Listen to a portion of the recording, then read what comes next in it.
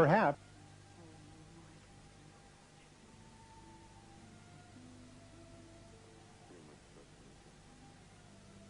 Stars, as if compelled by an unknown force, telling us, you are not alone.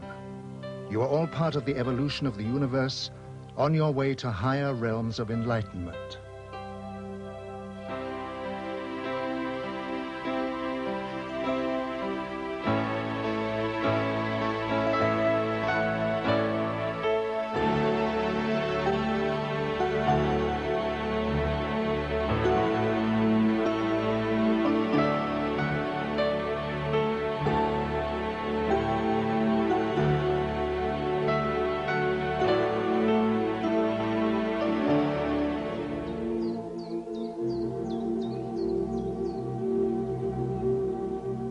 The ancient Indians of Peru were a highly advanced civilization who lived thousands of years ago in the jungle of South America. Their traditions speak of visiting spaceman. At their reservations are the amazing Nazca lines, which are etched into the earth and which are acknowledged as being aircraft runways and landing sites. Artifacts of great age have been found which closely resemble aircraft of today.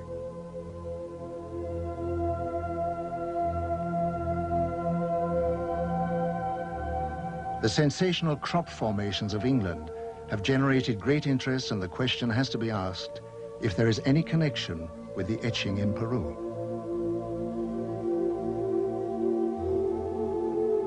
Ich kenne die Hopi-Indianer sehr gut. Sie leben heute in Arizona. Aber ihre alte Geschichte. I know the Hopi Indians very well. Today they live in Arizona. But their old traditions say that many, many thousands of years ago their home was in South America, and that at that time they were descended upon by extraterrestrial visitors called Kachinas. These Kachinas also saved the Hopi Indians when their continent threatened to sink. These heavenly beings, the Kachinas, were the teachers of the Hopi. And even today, the Hopi Indians make figures of the Kachinas for the younger generations, so that no one should forget the visit of their original teachers from outer space. And even today, the Hopi are convinced that one day the Kachinas will come again.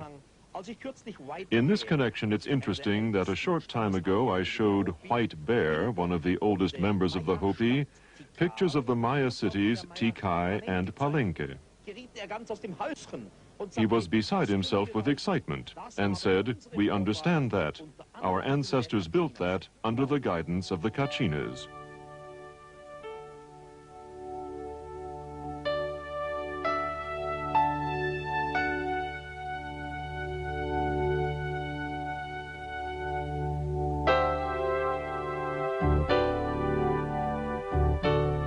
The great energy source of the cosmos can be extracted and focused to form a very potent electrical and magnetic power form. It is a power of great destructive potential, and the ability to control it can only be given to those of higher understanding and achievement. Such power sources were built into the Great Pyramids by another race thousands of years ago, when they needed recharging facilities for their spacecraft while on reconnaissance flights around the universe. The units were built within the protective framework of the pyramids to protect them from discovery. As the world focuses on the mystery of the Egyptian temples, our space probes have located similar strange pyramids on Mars. We have the very mysterious structures on Mars, pyramids, and particularly the large humanoid face looking into the Martian sky. All the investigations on Mars with the Viking probes show quite clearly that Mars has been in the past different. The physical makeup points to an ecological system. And the pyramids, again, really make quite clear that they cannot be possibly natural structures. I really believe that they are artificial structures. The human or humanoid face on Mars shows that if there have been visitors in the past, a long time ago, then they were humanoid. The readings of the early Bible told many stories of Earth being visited by heavenly teachers on blazing chariots who gave information of great wisdom. They told of how they had always been in the sky and would return one day. This is one of the prophecies of the Bible, which was taken from the word of the visitors. How did modern man go about interpreting these holy clues?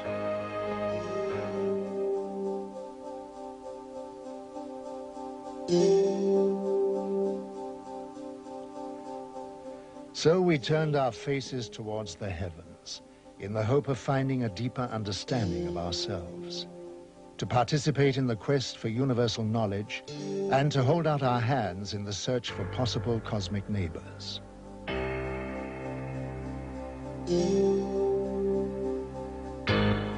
If we consider that most of the stars in the Milky Way are twice as old than our sun, 10,000 million years old, then obviously there may be highly advanced old civilizations which have developed interstellar travel.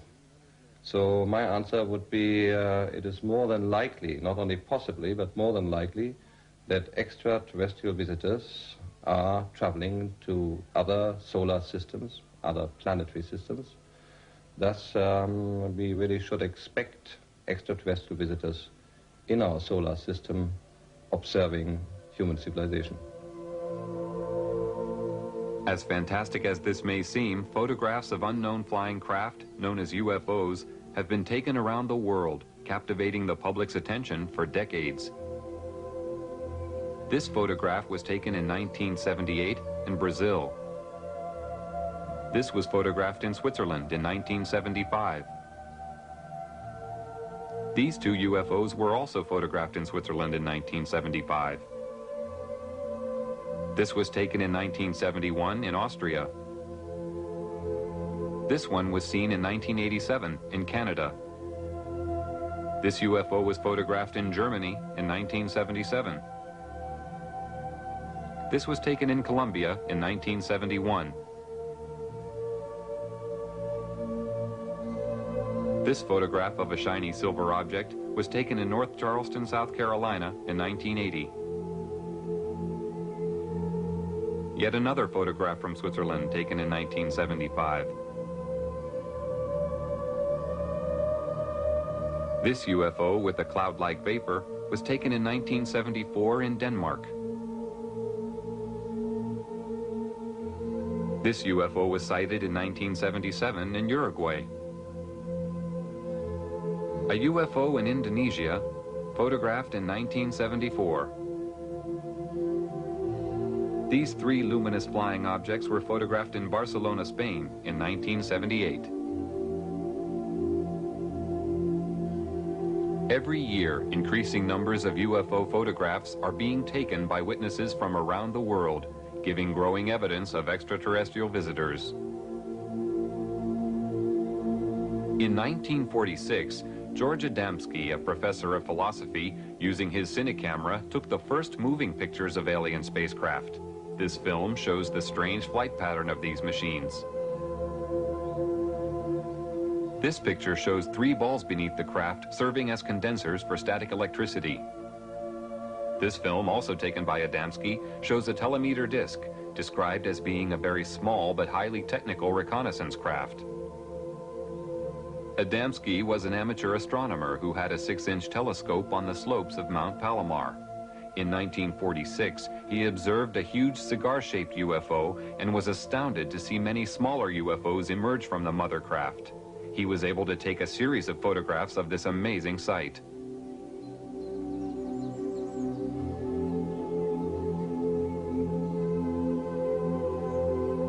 After taking many photographs of these alien flying machines, an event took place which would change the course of Adamski's life. On November 20th, 1952, he had his first contact with a human-looking alien visitor. Adamski was walking in a desert canyon in California when he came face-to-face with an extraterrestrial standing beside a landed spacecraft. The alien told Adamski that the meeting was not by accident and that he had come to give a message. He warned of the danger we were creating by exploding nuclear weapons. He said that the human race had no idea of the very powerful and deadly long-term effects we were creating, which could not only destroy ourselves, but also our planet, and that the continued use of such weapons could eventually endanger our cosmic neighbors. Adamski was asked to spread this message. The alien visitor promised that he would return and meet Adamski at a later time. Adamski was later taken for flights into space, where deeper, more meaningful messages were given to help the human race to understand another point of view of our world. Adamski devoted his time to spreading the visitor's message and was later joined by a Danish Air Force Major, Hans Petersen. Well, you see, after the contact in the desert, George had an inner feeling that this was not the end of it. On one of his flights, made more flights, but one particular he was taking on board a mothership, which is a very, very large ship who is taking all the other vehicles into our atmosphere. And in there, he met a lot of people, and he met an old man, so to speak, a wise man, who told him a lot of why they were here and what we did wrong here on Earth. And after these experiences, George wrote a book, Inside the Spaceships. In this book, Adamski described in detail the very advanced technology used in the spaceships, including technical information on the magnetic and gravitational propulsion systems, which work on a power found throughout the universe. He also described a magnetic pole running through the center of the ship that was also a very powerful periscope, which could observe both above and below the craft with great magnification. Adamski's alien friends gave him a pendant to wear around his neck and was told it would increase his telepathic abilities and enable him to maintain contact with them. Another witness who was truly shattered by his experience when he saw and photographed a UFO was Dr. Daniel Fry. Dr. Fry was a rocket engineer and the head of a scientific team employed by the American government at the White Sands Missile Proving Grounds in New Mexico when he took these films and photographs. On July 4th, 1949, Dr. Fry was contacted by alien visitors for the first time. They informed him that mankind lives in danger of total self-destruction through means it had created itself, and that Earth technology was advancing faster than man's ability to control himself. He was told that peace was the automatic byproduct of understanding between man and race and race. Also that the understanding of fellow human beings was the key to building a united world. The most significant experience that I had is probably the finding out of the major purpose for this invasion, so to speak, was to keep this planet alive, that we're approaching an area of controversy which could result in the displacement of all humanity, because we had learned how to do that without learning how to get along with each other. When those among you responsible for your scientific achievements realize the significance of the destructive forces you are creating, only then will you understand that you are destroying your living planet, which is responsible for your very existence. We are here to advise, guide, and encourage you to turn your eyes towards the creation of a planet of peace and understanding, where your invention and universal ability coexist with the creative force of the cosmos. We are your brothers of the Galactic Federation, who wish only to have you by our side. We cannot join you until your thoughts turn from self-destruction to the eternal law of universal knowledge and understanding. There came a spaceship sailing, passing us, making a curve, going down south and coming in from the south, passing over our heads and disappearing to the north. And 1 hour later it came back and passed in low altitude, and it passed the moon, which has come up meanwhile, so you could see it was an Adamski type saucer. I've been so close to them. I have had the telemeter dish, the small flying saucers which are making reconnaissance within 75 meters, 2 of them. I have one being disintegrated on my terrace. I have seen flying saucers, the George Adamski type, within 200 meters in front of my car. I have seen 2 flying saucers land, both cases with my wife, so I had a witness. The founder of the German UFO Society, Carl Veit, is also a publisher of UFO books. For decades, he has published books written by contactees. Many years ago, he had the foresight to realize the value of the information. There were 12 of us sitting in the garden, and the pictures were shown by this television man. And I explained them again as well as I could. And in the middle of my explanation, the baby daughter, she was the youngest member of this family, called out, "Daddy, what is that?" and pointed up. We were all looking at the screen, and then we also looked. And there, vertically above us, or nearly vertically, there was a wonderful large UFO, rather low. Of course, we were all amazed. We gazed up, we waved, and in a way gave thanks that they had come during the UFO lecture and wished to greet us, or to say, "Yes, we are here, the ones you're talking about."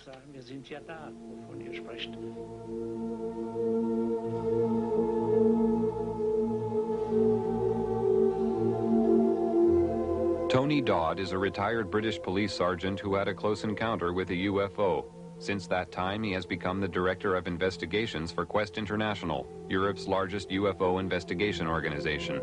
I was driving a police patrol vehicle in a remote area in Yorkshire when I saw the most amazing disc-shaped flying machine. This machine was about 100 meters off the road, above the road. It was glowing white, bright white.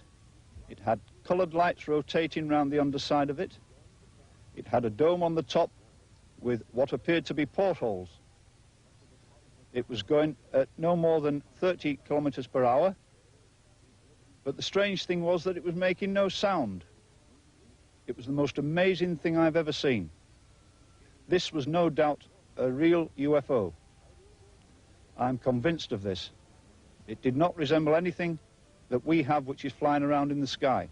It had an effect on my police car radio. It blanked out the transmissions with a very heavy static effect. The object moved away from us and disappeared into the distance and appeared to land in a forest on a hillside.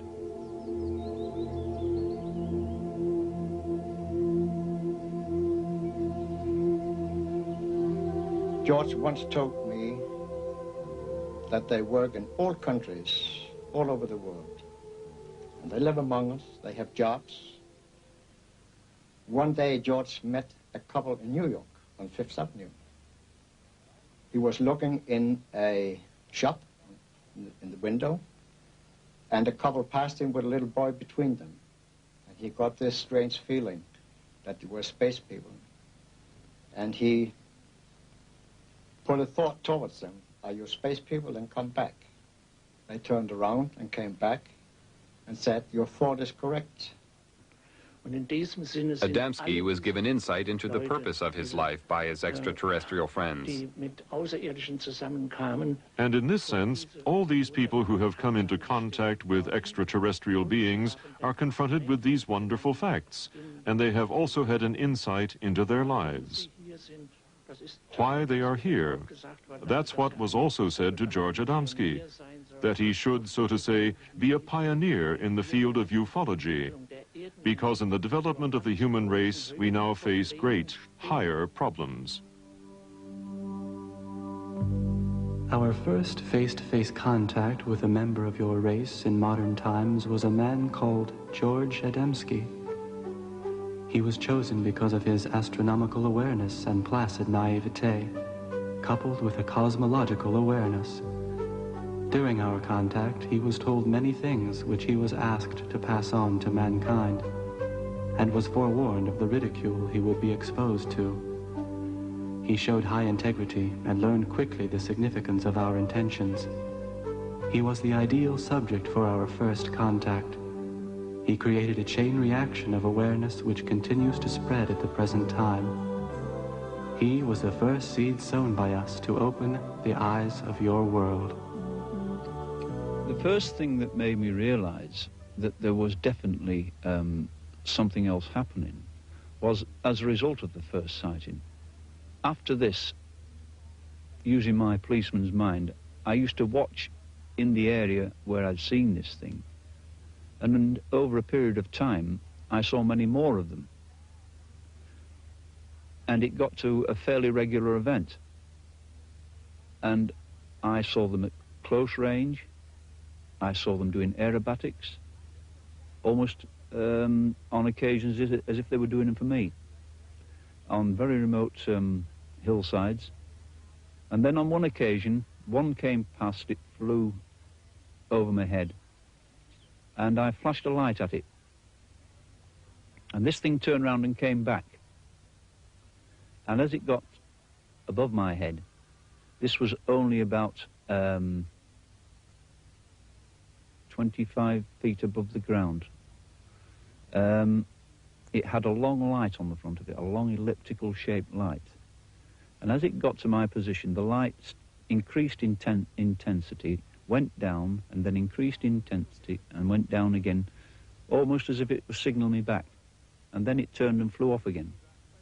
I knew at this time this was an intelligently controlled machine who was acknowledging my signal. I was certain before this time that there were alien craft flying around, but this particular incident really convinced me of this. So where are our alien visitors coming from? Or is it possible that they've been here all the time? If so, where? Military and civil airline pilots from around the world have constantly reported having the most unusual experiences in the skies, including contact with UFOs. On September 19, 1979, a UFO followed a military aircraft over Germany. This is a close-up of the object. This B-52 Canberra bomber was flying over Edwards Air Force Base in California in 1954 when a UFO was seen near the aircraft. Here is a close-up of the UFO. Many pilots flying B-52 bombers reported seeing UFOs. This one was photographed at 12,000 feet in June 1966 over Utah by aircraft pilot Williams. An aircraft over Venezuela had a close encounter with a UFO. This photograph was taken from the plane. In June 1976, the British Airways Concorde was being filmed in flight when a small UFO appeared. After maneuvering around the plane in a manner that indicated intelligent control, the UFO flew off at great speed. This was witnessed by the whole crew. Here is a replay in slow motion.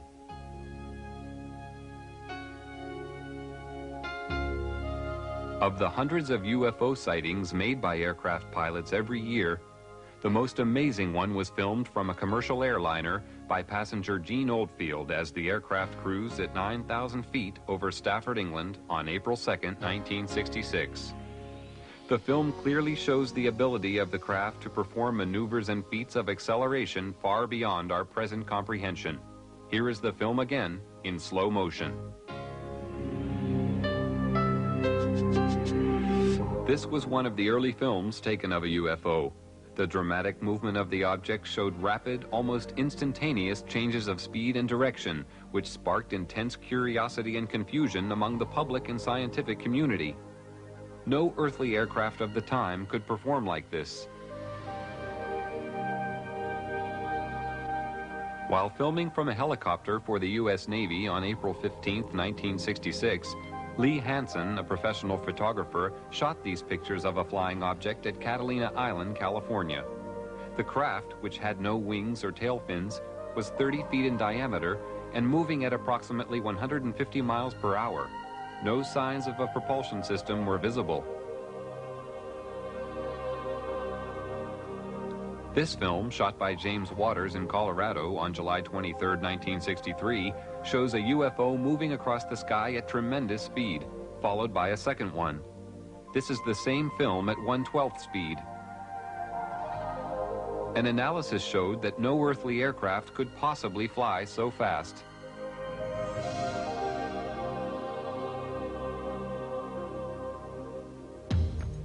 In late December 1978, a record number of UFO sightings were being reported by radar operators and pilots in the area of Wellington, New Zealand. Just before midnight on December 30th, 1978, Quentin Fogarty, a reporter, and a television team took off in an Argosy aircraft to fly to Christchurch. Shortly after takeoff, Fogarty was informed by ground radar that they were being followed by several UFOs. During the 50-minute flight, UFOs were seen and filmed by the crew. The UFOs were described as having a luminous base and a transparent top. The objects were performing incredible aerobatics. This movement was captured on a single frame of film.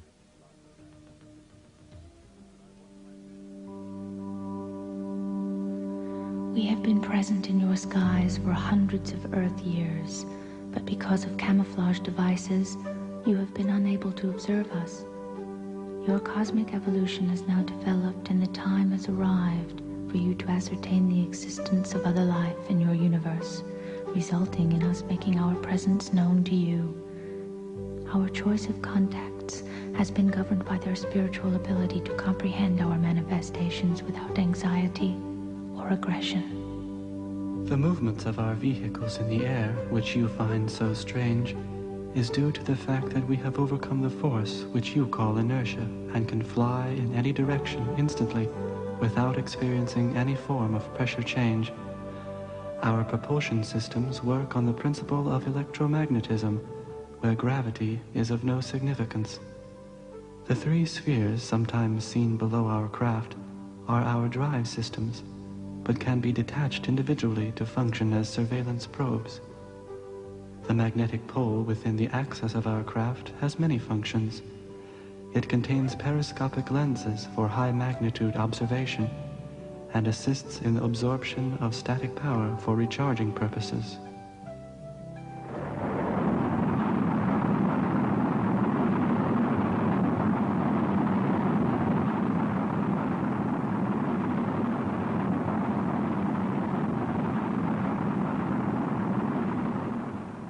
It seems to me quite clear that a humanoid civilization will very likely try to find other humanoid civilizations in the Milky Way, if we just take the Milky Way as our place for travel. I'm not talking about extragalactic civilization now. The possibility of finding humanoid civilizations would always be of interest. Just like our astronauts, if we send them away in the search for life, will very likely try to find life which is a kind, which is similar. If an astronaut has a chance to visit a planet where there's plant life or insect life, or another planet where there's humanoid life, he very likely will travel to the planet where there is humanoid life. And so it should not surprise us that the extraterrestrial visitors are always described as being humanoid. The following sequence of photographs and film was taken by the astronauts. While in space, they had many encounters with UFOs that are now being revealed for the first time after decades of secrecy. On the Gemini 4 spaceflight on June 3, 1966, astronaut James McDivitt took a photograph of this cylindrical object. On the mission of Gemini 7, astronaut Frank Borman reported seeing these two objects flying in formation. On the Mercury 1 mission on February 20, 1962, John Glenn took this picture of two glowing objects.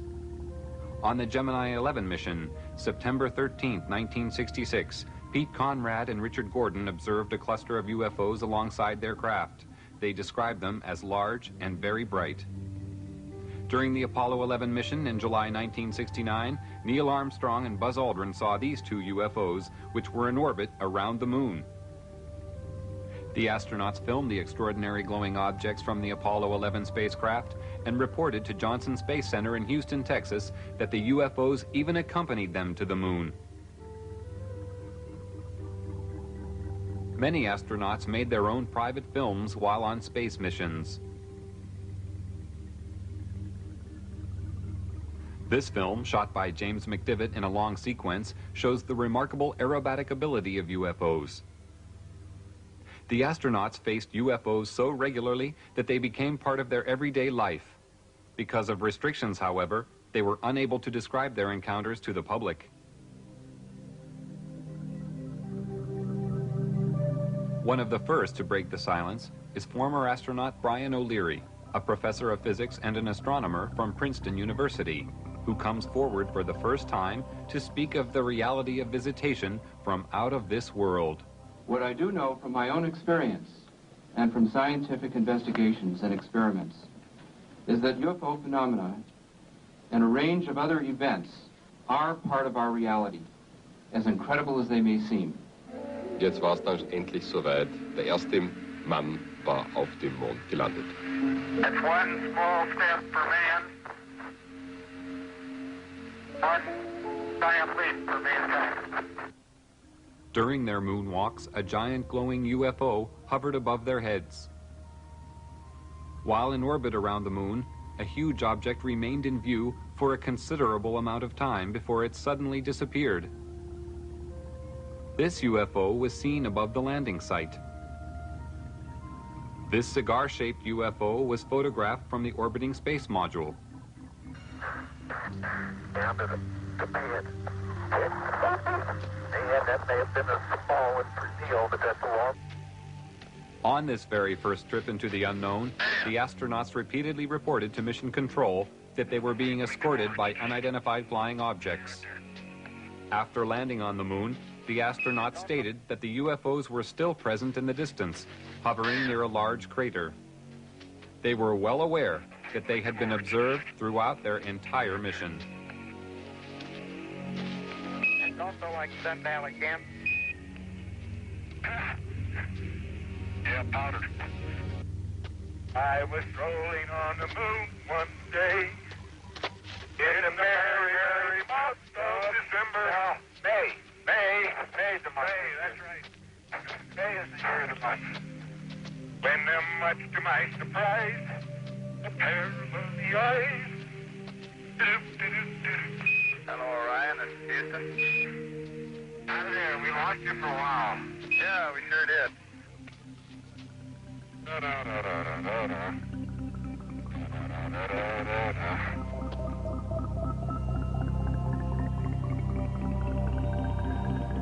The momentous leap to the moon led to the dawning of the space age. Space travel opened up endless opportunities for mankind to explore new frontiers. NASA's plans are already well underway for colonies to be developed on other planets, beginning with Mars. Very rarely enter the Earth's atmosphere, but on one rare occasion, this remarkable film was shot of such a ship flying at low level over Germany in 1980. The object was seen by other witnesses in a nearby village who reported seeing 3 smaller craft emerging from the larger one. They stated that the craft was at least 100 feet long. This film of a cigar-shaped mothership was taken in Rhode Island, America on June 3, 1967. The leaf effect motion of the ship is common with most sightings. Craft of this size and shape have been reported all over the world. This aerial photo was taken by Inaki Ozis while flying at 8,000 feet in February 1968. Probably the same cigar-shaped mothership was photographed in Texas 10 days later. Over the following few days, an object fitting a similar description was reported by various witnesses.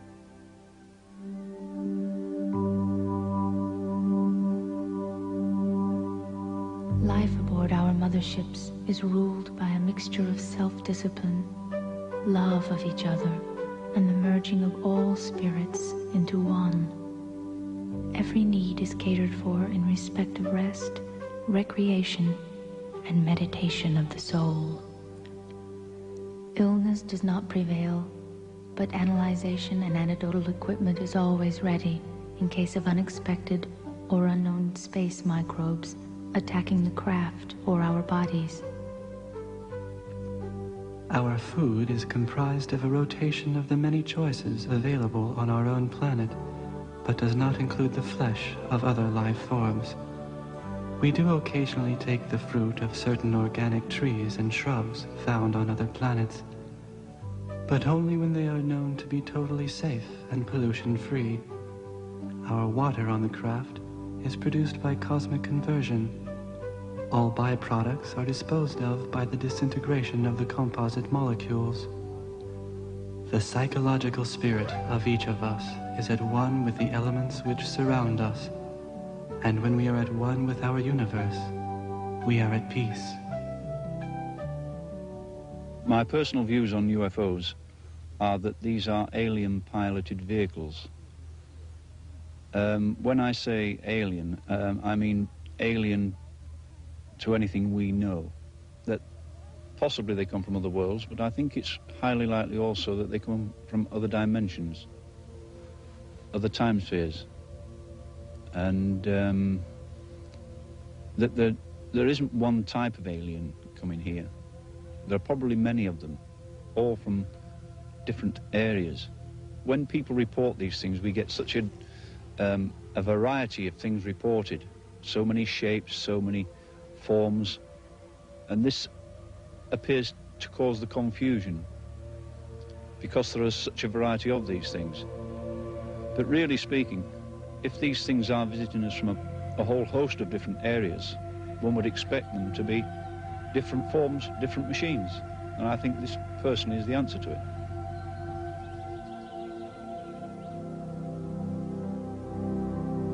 Meanwhile, we scan the skies with optical and radio telescopes of great power, which penetrate the universe for 15 billion light years, watching, listening for signs of intelligent life. Large numbers of people on Earth wait and watch in the hope that one day they may be contacted or visited by visitors from space. In Russia, a large crowd of people who had gathered to watch a famous singer being filmed saw more than they had bargained for when a UFO suddenly appeared above their heads. The camera crew quickly focused their camera on the object and recorded an aerial display that lasted several minutes.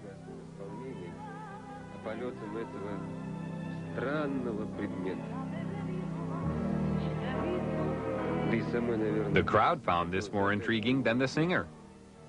Even she eventually stopped singing to watch the UFO. Numerous UFOs are seen over Russia regularly. These balls of light are identical to those reported in Belgium and the rest of Europe in 1990, which attracted extensive attention on top military and civilian levels.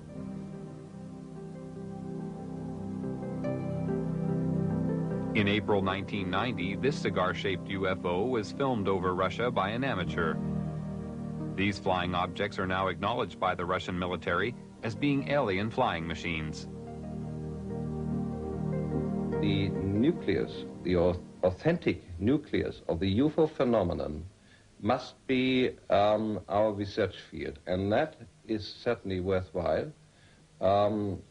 However skeptics may talk about the UFO phenomenon, whether they call people who have encountered psychopaths or even scientists who concern themselves with UFOs as cranks, we simply have to accept, if we inform ourselves, that there's a small percentage of absolute authentic cases which represent the UFO phenomenon. And we must continue to investigate this nucleus. It will be worthwhile. When I first saw my UFO, I always quote my UFO now, you've got to bear in mind I was dealing with something like this with the clinical mind of a policeman.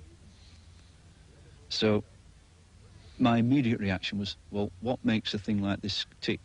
How does it go? How can you get an enormous machine like this which doesn't make sound? Why does it look so beautiful? Why did I see it? Why was it there? There's so many whys. And I knew I had to find out answers to these things. It was very, very difficult. There was no easy way of finding an answer to something like this.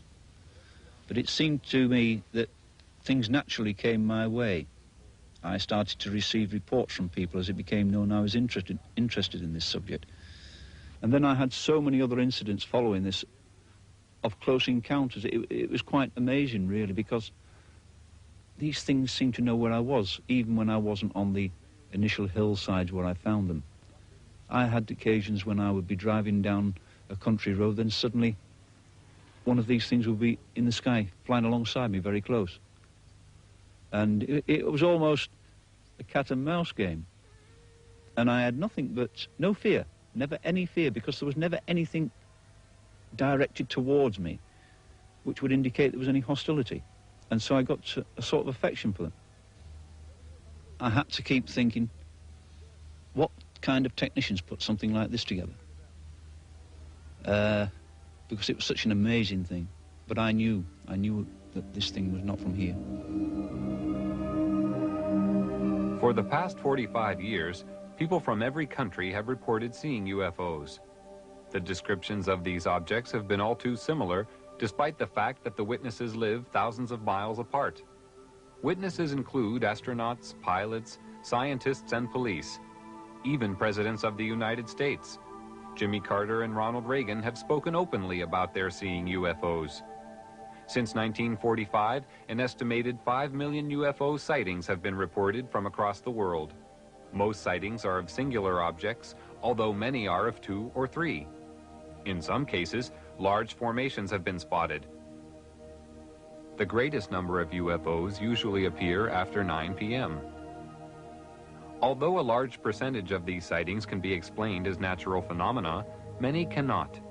Thousands of people are asking questions. What are these UFOs? Where do they come from? Why can't I see one? Why are they here?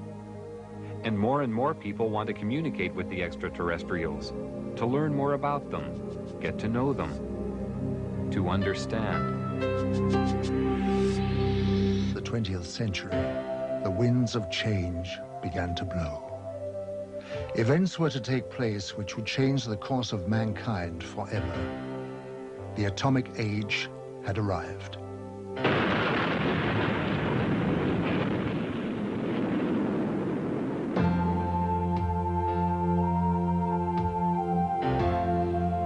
As man detonated weapons of immense power, lights started to appear in the sky in a way that suggested that something was following the course of events.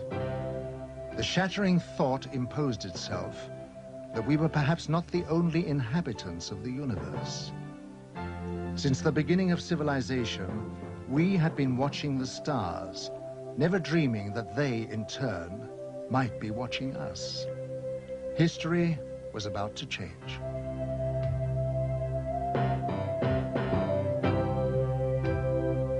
Because these lights appeared suddenly in the sky over Washington on July 20th, 1952, moving from the White House to the Capitol, hundreds of people witnessed the extraordinary event, and it left them stunned.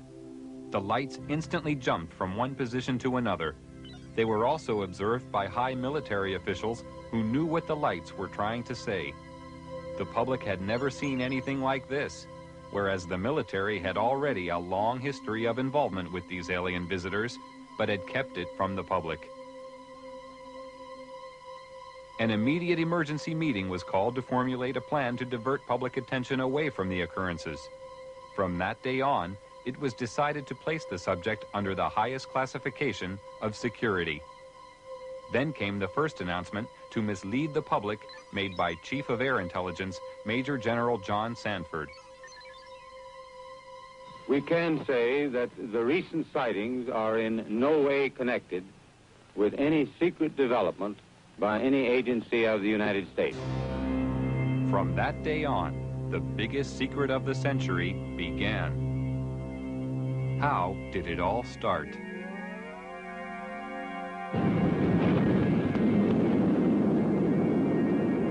After the first atomic bomb was detonated, more tests were made of the effects on the environment and human subjects to gauge the degree of contamination unleashed. no knowledge of the devastating long-term effects existed at this time. Here in New Mexico, an Army base close to a small town called Roswell became the focus of attention on July 2nd, 1947, when Bill Brazel, a farmer, found a crashed disc-shaped craft on his land. The military arrived on the scene and quickly isolated the spot when they found debris scattered over a wide area. They also found 4 dead humanoid alien bodies who had been ejected from the craft. Because of many recent UFO sightings by the military, they accepted the existence of visitors from outer space who obviously possessed a technology which was far beyond our understanding. Now, for the first time, they had tangible evidence and were eager to learn its secrets. Roswell was the home of the 509th Bomber Wing, the sole American atomic bomber group. Major Jesse Marcel, an Army intelligence officer, was engaged on the recovery operation and asked Walter Haught, the Army Public Relations Officer, to prepare a story for the local newspaper. He told me to prepare a release with basically the information that he gave me over the phone.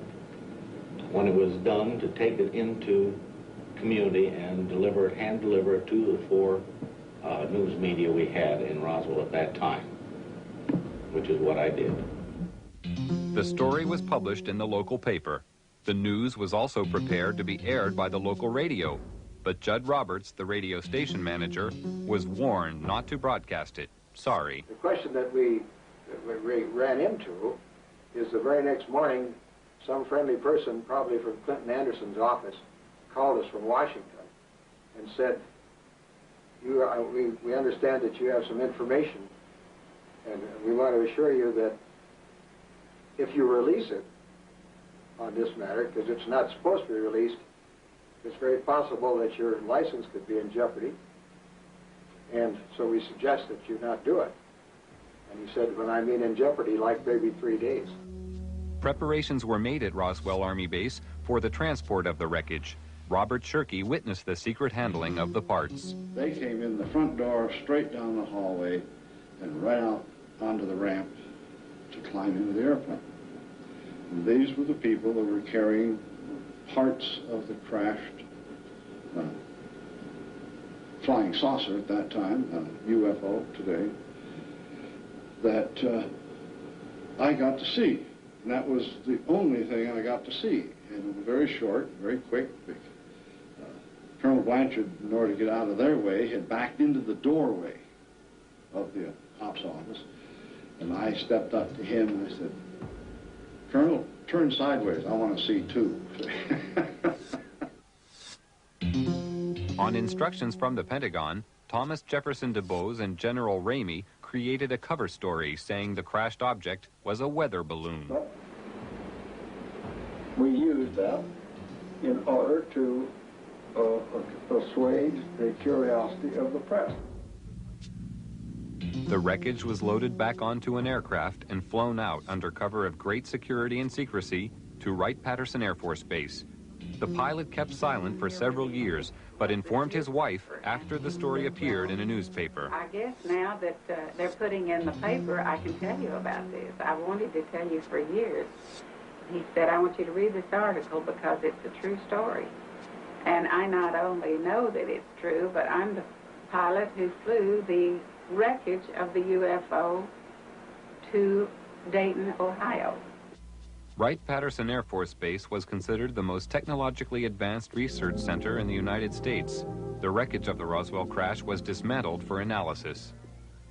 The matter was considered of such importance that the orders came directly from President Truman. Under the cover of the CIA, Truman created a group called Majestic 12 for dealing with and covering up all information about UFOs. President Truman gave the task of handling UFOs only to the highest-ranking generals. After the Roswell crash, a special group of scientists was formed and facilities built to be prepared to deal with any further UFO crashes which would occur. Wendell Stevens was a lieutenant colonel in technical intelligence in the U.S. Air Force and is now a UFO investigator. Now having an extraterrestrial vehicle and some bodies in their hands didn't know when the next one would come down, where they came from, what they were going to do about it. There were a lot of unanswered questions. And the United States was in a turmoil at the time administratively because we were shifting from a war economy and a military-industrial command structure to a civilian structure. So the military was still dominant, and they wanted to keep control of this until they knew what was happening. So they created, and remember, General Marshall was our Secretary of State at the time. He was a four-star, a five-star general. These people selected certain representatives from the military-industrial complex that they controlled, generals and admirals and certain scientists that worked with the military and worked with industrial planning.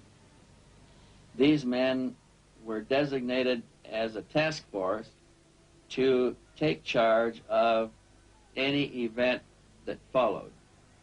And one did. Almost a year later, on the 25th of March of 1978, the next one came down, 1948, the next one did crash, and it came down under observation by radar, so that we knew where it landed at the time that it struck the ground, and a helicopter was over it in less than an hour. It reported what it observed, and the plan generated by these people from the military-industrial complex after the Roswell crash was immediately put into place. All of the generals and admirals and advisors and scientists were contacted and ordered to proceed to a base in Colorado, where they were picked up and driven to the crash site. Now, all these men have gone to the scene to see for themselves what an alien vehicle looks like, and they were going to advise General Marshall directly, who was controlling everything from remote position from telephones, on how to proceed.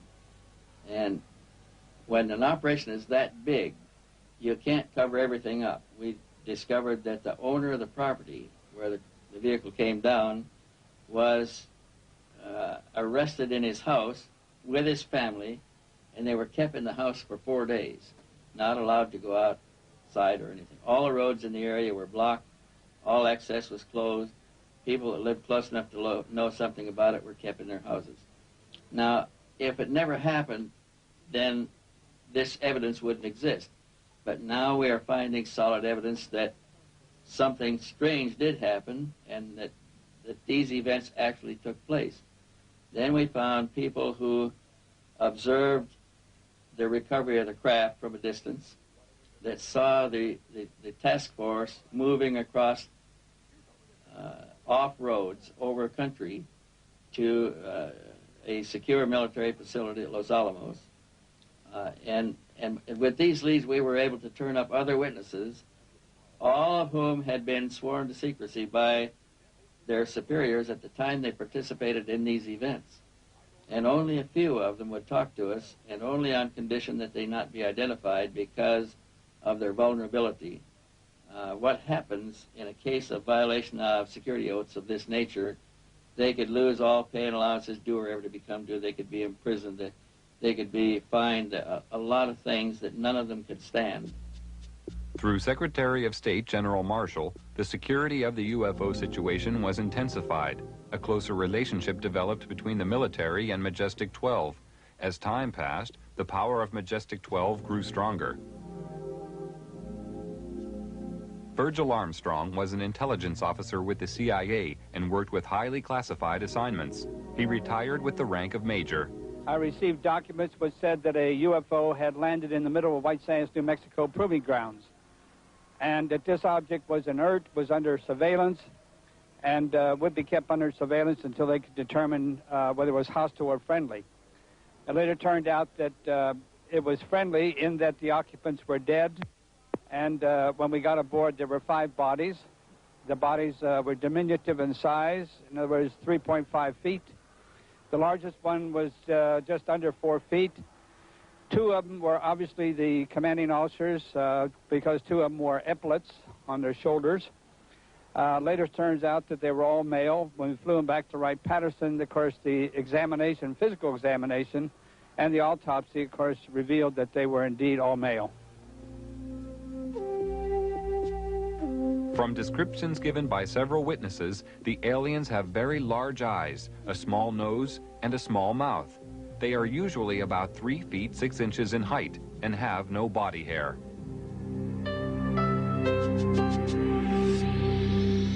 Ordered a heightened level of security after the capture of a live alien from a UFO which had crashed. Because of the ever-increasing numbers of UFO sightings at the time, it was decided to create a project called Blue Book, which was designed to suppress public knowledge and create an atmosphere of ridicule around the subject of UFOs. Professor J. Allen Hynek was a professor of astronomy and an astronomical advisor to the United States Air Force on their UFO educational program. And I know the job they had. They were told not to excite the public. Don't rock the boat. And I saw it in my own eyes happen that whenever a case happened that they could explain, which is quite a few, they made point of that and let that out to the media. Things that the cases that were very difficult to explain, they would jump handsprings to keep the media away from it. For they had a job to do, to, whether rightfully or wrongly, to keep the public from getting excited. A live alien was captured in 1948 after a UFO crashed in America. He refused to communicate for 1 year and was given the name EBE, or Extraterrestrial Biological Entity. He later began to communicate and gave details of his home planet. EBE had a large crystal which he linked to his mind telepathically and was able to communicate with his own race. He was also able to see into the past and future and perform many other amazing feats. He told of believing in the universe as the supreme being and stated that his race lived in harmony without wars and had nearly eliminated all diseases. He said they lived to approximately 800 years of age and that their technology was far in advance of ours. The authorities were amazed by the things they were shown through the crystal. EBE was able to communicate with huge spaceships which were holding orbital positions thousands of miles from the Earth. He told them that their crafts were capable of reaching areas in the universe beyond our imagination, and that they were operated by thought control coupled to biological computers, and consequently did not have any control systems as we understood them. He talked about his planet and how their technology had created a system where everything was self-functional and did not require a workforce to operate it, and that everything was monitored from a central control system. He said that technicians were present there. He said their power source was eternal energy from the cosmos. He told them that his race didn't have a government like Earth, but a society governed by wise elders who sat in council to make decisions of policy. They did not have a monetary system because the needs of the people were catered for by the Federation, which made them all equal. At the request of the aliens, a meeting was arranged with President Eisenhower in 1954. It took place amid tight security at a secret location.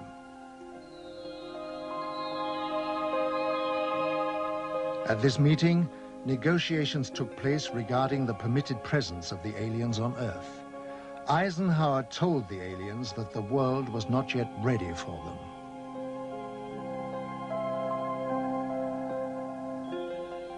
Eisenhower witnessed an alien demonstration of technology and power at Muroc Dry Lake, which is now called Edwards Air Force Base. I believe we made a deal, and the deal was that in exchange for super technology, super weapons technology, we would agree to ignore the abductions that were going on. He made it more military-oriented than, say, a civilian president would have.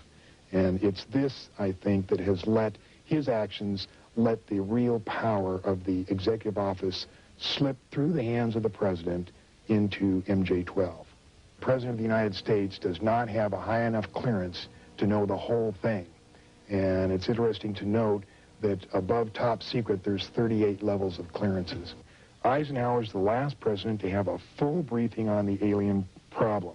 There was a disdain of elected officials throughout the intelligence and military communities, and they just didn't like elected officials. So every president since then has not had high enough clearance to know the whole problem. Now they know there's aliens, they know we've recovered saucers, and they know that we're trying to get technology. But there are certain other things which probably only about 25 people on the face of this earth know. When coming down to Earth, it ceases to be free space, with systems to monitor every move. I happened to see flying saucer on several occasions on the radar.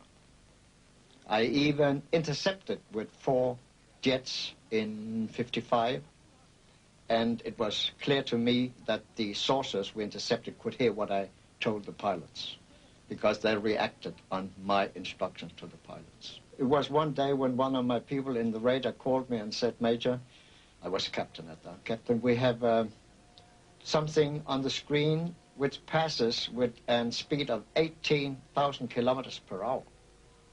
Impossible. Nothing could fly with that speed. I went out there, yes. They were passing with 18,000 kilometers per hour. All of a sudden, after some while, they did not pass anymore. They were stationary around the field. And they came and they left without we could see it. All of a sudden they were there. All of a sudden when the sweep came around, they were gone. I contacted the operations officer and the station commander. They both came out and they wouldn't believe me. I said, "Give me 4 aircraft and I'll intercept them." Okay. Sometimes there were about 20 objects around the field, and sometimes we were down to a few. It was fog, and therefore a lot of people afterwards said, "Oh, it was inversion," but it was not. It's proven afterwards it could not be inversion, which is a meteorological phenomenon. So at 11 o'clock, I had 4 jets at the runway, and at 11 o'clock, the fog lifted so we could take off. And I ordered the 4 jets to take off. In that moment, there was 12 objects around the field. And when I said you are cleared for takeoff to intercept unidentified flying objects, 10 of them went away. Right when the sweep came back, there was only 2 left. One 10 miles north of the field, one 15 miles south of the field. I sent the 2 aircraft to the north and the 2 aircraft to the south. 2 aircraft to the north came first, and I said, your boogie, which is the object, is 12 o'clock straight ahead. 12 o'clock, distance 5 miles, altitude unknown. Do we have it in sight? Gone. Came the next one. When it came up, I said, your boogie is 12 o'clock, range 5 miles, altitude unknown. Do we have it in sight? Gone. So it was clear they could hear what I said. But while the visitors monitor our every move with their superior technology, being technically advanced does not always ensure their own safety. This was proved by the UFO crash in the Kalahari Desert in 1989. One of the most documented cases of all time referred to a 60-foot wide spacecraft which was forced down on the border of South Africa. This craft impacted with the desert at high speed, causing a crater 450 feet in diameter and 36 feet deep. Official military documents revealed that the craft entered South African airspace at 1:45 p.m. on the 7th of May 1989 and was intercepted by 2 Mirage jet fighters. Because the craft failed to respond to communication, one of the fighters was ordered to attack the craft with an experimental laser cannon. This caused the craft to lose altitude and crash. After the craft was retrieved, it was removed to a secret Air Force base, and on arrival at this base, it was found a door had partially opened in the side of the craft.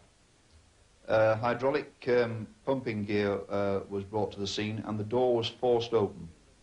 When this was done, 2 aliens staggered out of the craft, and it was found that one appeared to be seriously injured.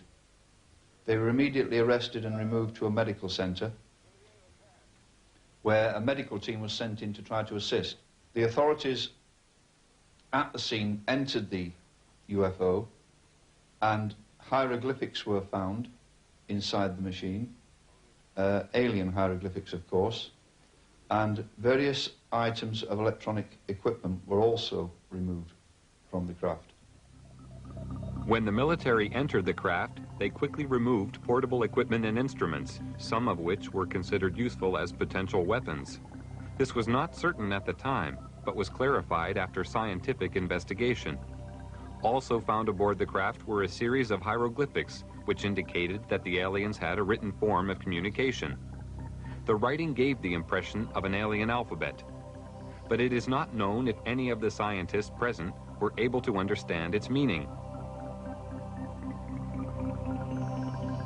Data found on the craft were stored on a system of silicone slides.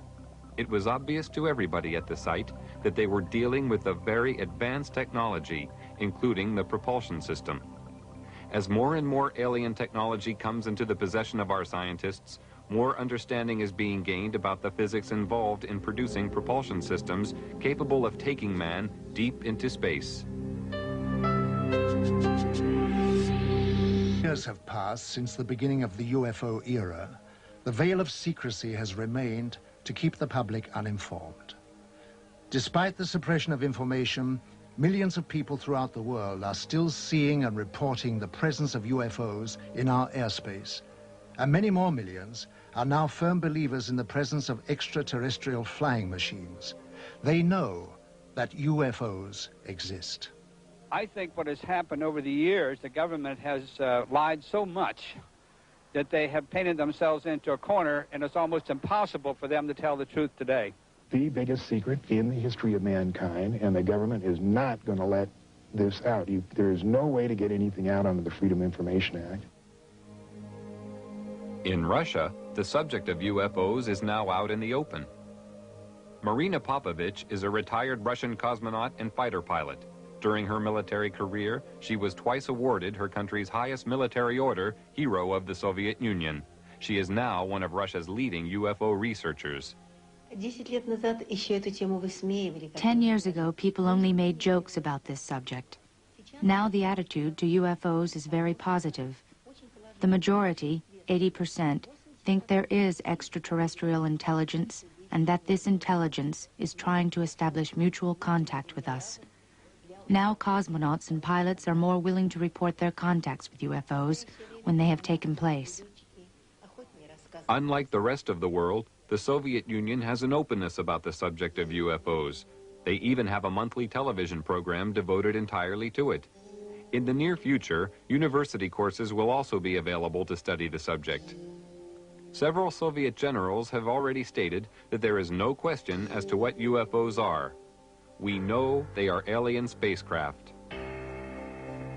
Technology has advanced rapidly over the past 50 years for all the world to see.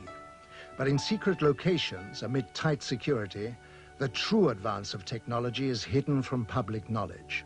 From one such location came the stealth bomber. This futuristic aircraft is the only type known which has the ability to fly into radar-protected areas unobserved, almost without sound, to perform whatever task is necessary. The technology used in the production of the aircraft is a giant leap forward from conventional technology, and the question has to be asked, where did it come from? At one super-secret US government test facility situated in the Nevada desert, strange glowing lights are regularly seen performing aerobatic displays which are far beyond the capability of our known aircraft. They seem to be intelligently controlled. Can this be yet another example of some secret, very advanced technology, or are the authorities hiding some exotic foreign contrivance? Here at Area 51, also known as Dreamland, is the most highly protected and secret facility in the whole of the United States. Bob Lazar, a physicist, worked on special projects within this complex and felt compelled to reveal what he saw. They are actively and have in their possession alien spacecraft, and they are actively undergoing analysis and flying them. They set up and produce their own gravitational field. Just as the Earth holds all matter down, they produce that same field, but out of phase, and it repels itself. The effects that can cause, the way in which everything operates is by all intents and purposes, magic. I mean, it is so far beyond our level of technology.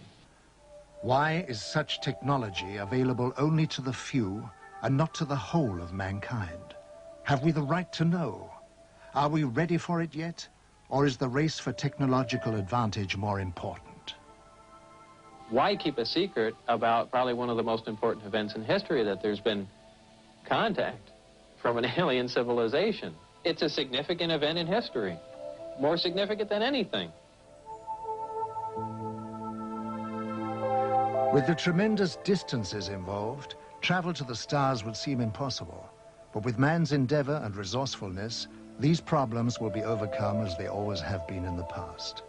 Scientific estimates tell us that there will be a breakthrough in space travel in the near future. When the boundaries of distance break down, the Earth will become our home, the universe our world.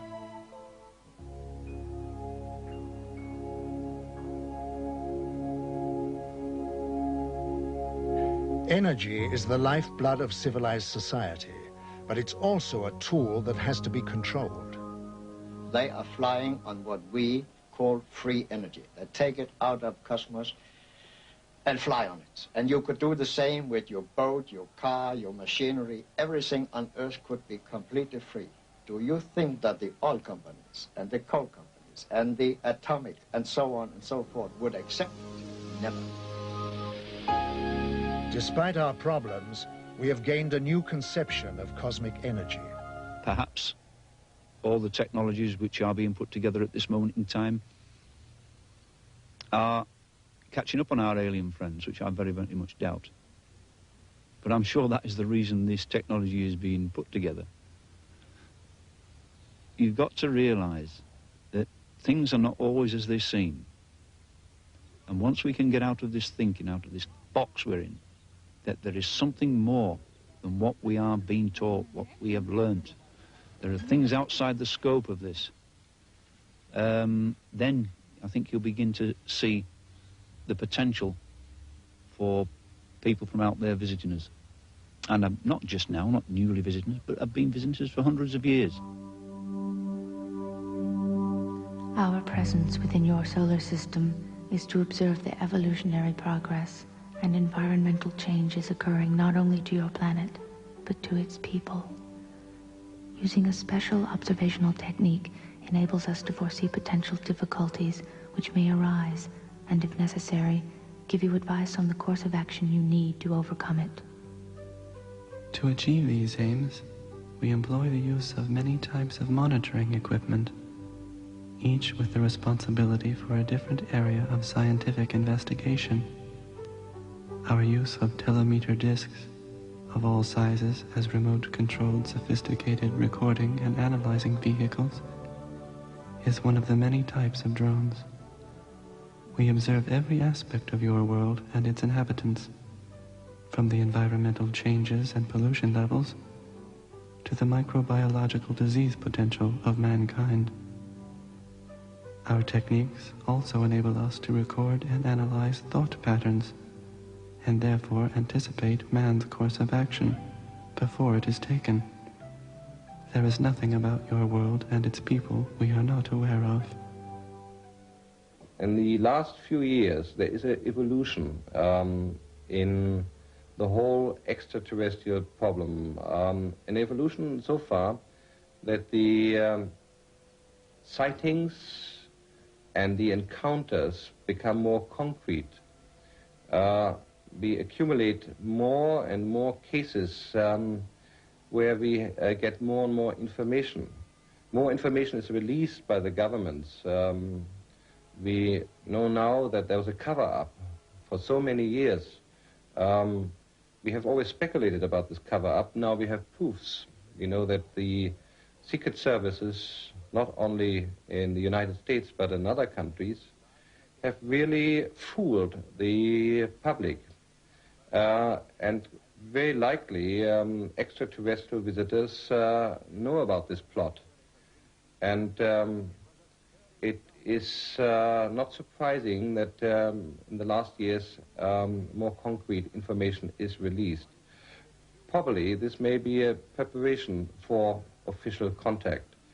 Perhaps it's in the interest of extraterrestrials to establish contact because humankind is in a very difficult position. This does not imply that we must depend on extraterrestrials to save our planets. We have to do it ourselves. But nevertheless, we are in a phase where we possibly take the next evolutionary step, a step that is so important because it will decide whether we will survive or simply vanish. A circular, shiny object passes in flight. You think to yourself, so the stories are true. What should we do? I'm absolutely convinced that there is a mutual origin of humankind, of human beings, and some of the extraterrestrials which come and visit Earth. I have various reasons to maintain this point of view. There is a group of extraterrestrials which are really identical with human beings in their size, and their physical look, and their physical makeup. If we take the reports of witnesses seriously, and I do. There are quite a number of cases where these extraterrestrial visitors have made remarks confirming this point of view. They do not officially land in Washington or in Moscow or in London, but they're simply seen rather unobtrusively in such a way that the media is arguing constantly whether UFOs exist or do not exist. We know that they do exist, at least a small nucleus. And whatever their intentions are, I'm sure there is a development in the last few years that it will not be long until we find out.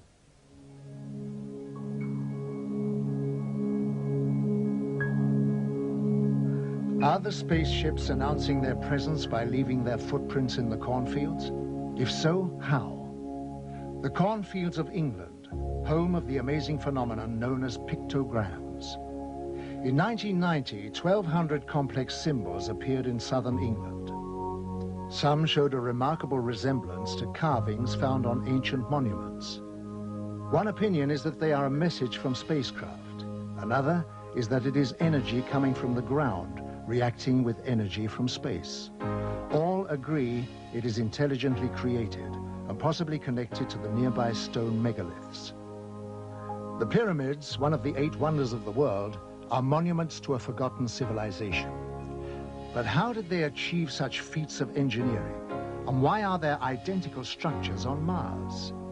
It is said that the pyramids were built by another civilization for the purpose of containing energy devices to exchange cosmic energy. The pyramids acted as a focusing device to focus energy on the planet at the zenith, which is in exact alignment with the Pleiades. Some people have had contact with beings from the Pleiades who told them that they were here to help us. When asked, why do you help us, they said, "We would like to tell you about the importance of cosmic law, to live by it, not to neglect it. The greatest gift to yourself is to understand yourself through cosmic law. In our world, we give our children this understanding so that they will have a richer life. We come from throughout the whole universe, and we will reveal ourselves to you more and more until you come to understand the universal language." My first encounter, I was determined, if it took me the rest of my life, I was going to find out that day what I had seen that day, and I have never let up from that moment in time. And it has been worth every minute and all the money I've spent on it, because now I am a far wiser person than I was when I started. I know things now which I would have never known had I not got involved in this thing. that there is a far higher force out there operating than we could ever conceive, and that they're here amongst us. They come and go as they wish. They are watching us, guiding us, and directing the direction we go in. Of that there is no doubt.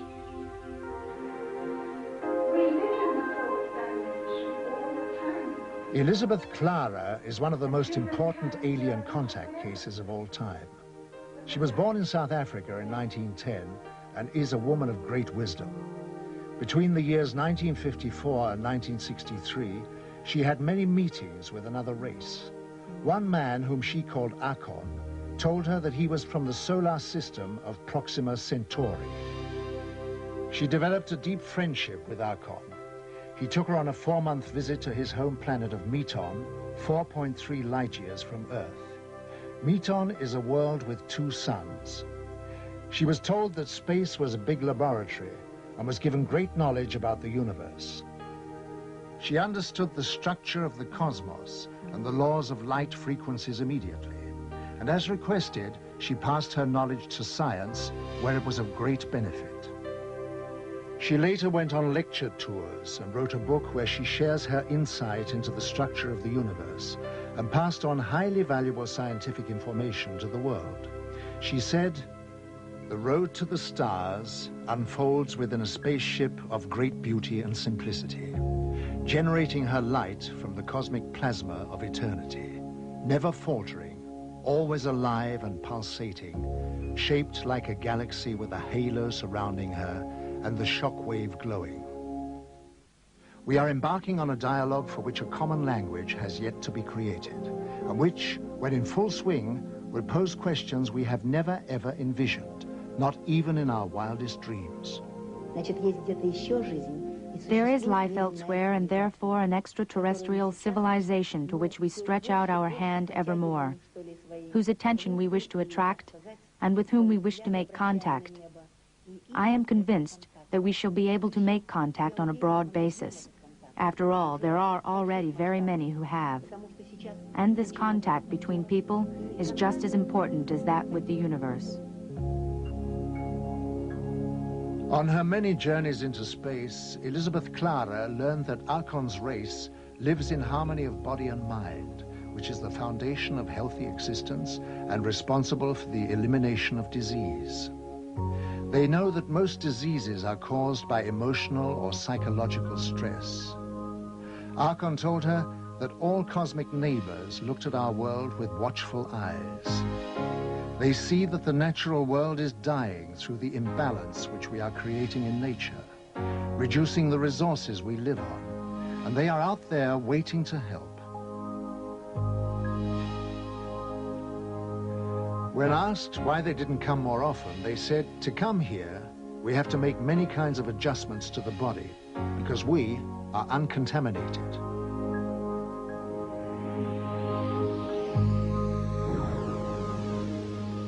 This spacecraft was seen coming out of the sea near the Canary Islands. UFOs have been repeatedly seen rising out of the water throughout the world. It is known that they are using their advanced systems to help the world to decontaminate areas of high pollution.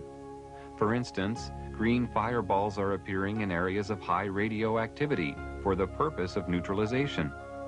Many contactees are told that help for the Earth by our alien friends is allowed, but only to a certain extent, because they cannot interfere, since we all have a free will.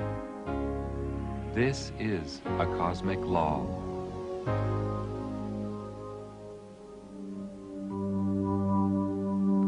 Life in our own planet is different to what you experience on Earth. We have long overcome the negative aspects of aggression, jealousy, and power. Although we are very advanced by your standards, we lead a simple life of love, mutual respect, and harmony, each integrating with each other in a like manner, conforming to the cosmic law of mutual harmony. Our family unit is the integration of like souls, which is a form of higher love beyond your comprehension. Children are born of these family units to evolve into even higher levels of understanding. Partners are not tied to each other as with your earthly rules. The merging of auras of the twin souls is a bond of such love and understanding that rules are not necessary.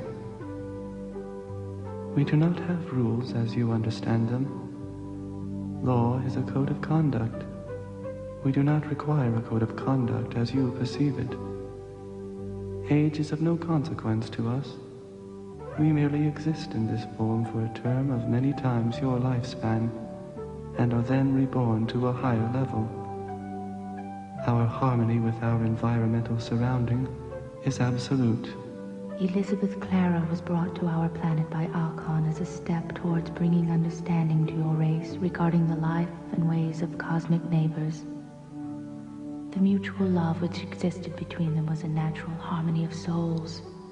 Alcon could not have lived permanently on your Earth because of your contamination. Our recreation is very different from that on Earth. We do not have sports of violent physical contact and do not participate in anything which creates rivalry. One great enjoyment is to use our brain power, either singly or jointly, against what you would call computers. Our music is a combination of vibrations, colors, aromas, and visual effects. But unlike yours, it is of a meditational nature. Difficult. There was no easy way of finding an answer to something like this. But it seemed to me that things naturally came my way. I started to receive reports from people as it became known I was interested in this subject. I received reports in growing numbers until I was receiving reports in hundreds. And then the net spread, and it wasn't to a local area, and then it went to the whole of England, and then slowly but surely it spread until the world came in, and information was being fed from many, many directions, and many, many people helped. And as this information grew and grew, the fact that there were solid objects and other type of objects flying out there, there were other intelligences, became very, very real. There is a wealth of information, documented and otherwise now, of the real existence of these entities, aliens, whatever you wish to put the name on them. The problem is, in our society, there has been a very, very well orchestrated aura of ridicule imposed on society, so that people who were seeing these objects were afraid to report them for fear of ridicule. People in positions of responsibility saw these things, and many have spoken to me, but they always speak in hushed tones behind closed doors. And when you ask them why, they say, well, if I was to make this public what I had seen, I would lose my job. This is the syndrome which has been among society for many, many years. There are more people all the time coming forward. We're beginning to break this mold of ridicule, and the reports are coming from all manner of people. I've had them from doctors and pilots, from military personnel. You name it, I've had it from them. And it's like a snowball. It's gathering momentum, it's gathering size. And it will not be long before all the population realizes that these are out there. We are not the only people here. And when the realization of this comes to the front, then I feel that we will all be lifted on a higher level spiritually.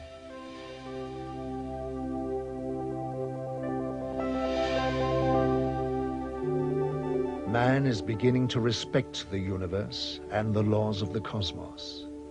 Therefore, he will learn a great deal faster.